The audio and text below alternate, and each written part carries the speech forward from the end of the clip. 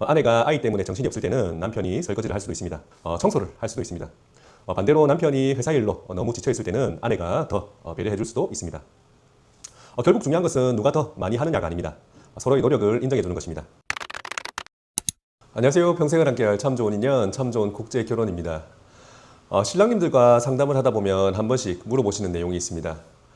베트남 국제 결혼을 하면 집안일은 어디까지 해야 하나요? 이게 보면 참 쉽지 않은 질문입니다. 아마 이 영상을 보고 계시는 신랑님들 중에서도 한 번쯤은 생각해 보셨을 것 같습니다. 베트남 여성과 결혼하면 집안일은 아내가 하는 것 아닌가요? 나는 돈 벌어 오고 아내는 가정을 돌보는 것 아닌가? 오늘은 제가 이 부분에 대해서 현실적으로 말씀을 드려보겠습니다. 결론부터 말씀을 드리면 정답은 없습니다. 가정마다 상황이 다르고 부부마다 생각이 다르고 국제부부라도 한국에서 결혼 생활을 할 때랑 베트남에서 결혼 생활을 할 때랑 다르기 때문입니다.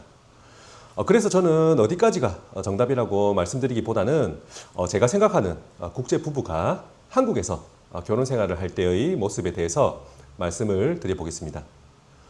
많은 신랑님들이 육아를 단순하게 생각하시는 경우가 많습니다.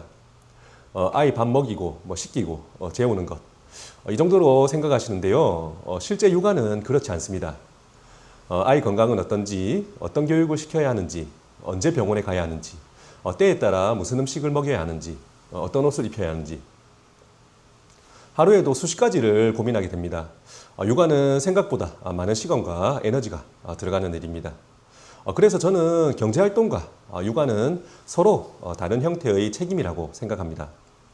경제활동이 쉽다는 것도 아니고 육아가 쉽다는 것도 아닙니다. 둘 다 힘든 일입니다. 다만 많은 가정에서는 남편이 경제활동의 비중을 조금 더 맡고 아내가 육아의 비중을 조금 더 맡는 경우가 많습니다. 그렇다면 집안일은 누가 해야 할까요? 저는 집안일은 부부가 서로 도와가면서 해야 한다고 생각합니다. 아내가 아이 때문에 정신이 없을 때는 남편이 설거지를 할 수도 있습니다. 청소를 할 수도 있습니다. 반대로 남편이 회사 일로 너무 지쳐 있을 때는 아내가 더 배려해 줄 수도 있습니다.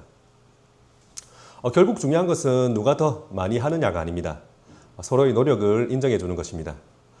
제가 국제결혼 상담을 하면서 느낀 것은 신랑님들은 경제활동의 어려움을 인정받고 싶어하고 신부님들은 육아와 가사의 어려움을 인정받고 싶어 한다는 것입니다.